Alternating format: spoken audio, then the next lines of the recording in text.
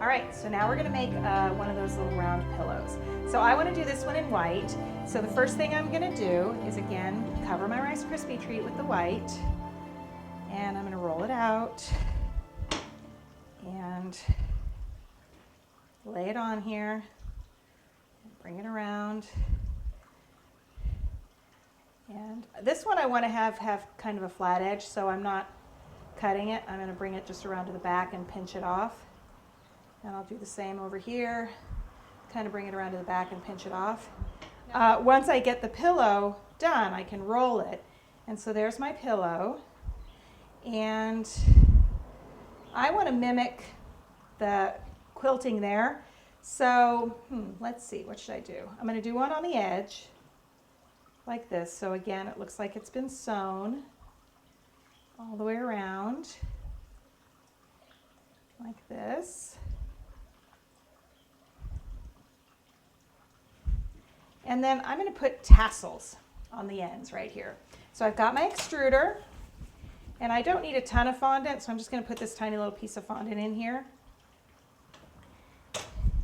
And I am using not the big round one that we used to make the bedposts. For this one, I am going to use the one that has a ton of tiny, tiny little holes in it.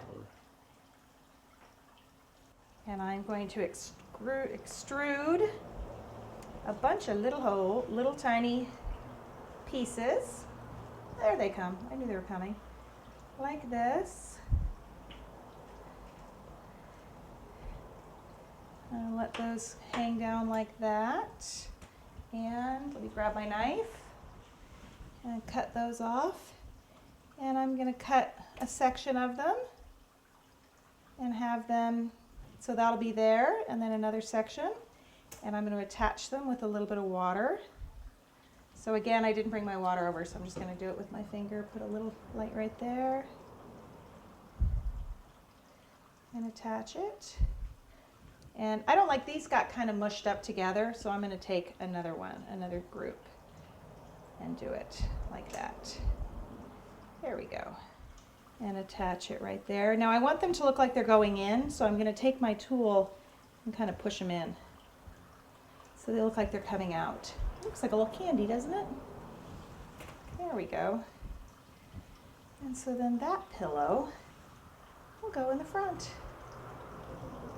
And then if you want to, because you have these extra little strings, if you want to, you can take a couple of the extra ones that are not quite all pushed together and put them on there, so it looks a little not quite all like it's all mushed together. They actually look like they are separate. So let's see. There's a couple. I pulled apart so they don't look so grouped together. There you go. So there's our lovely little bed. Now it's time to add the headboard and the footboard.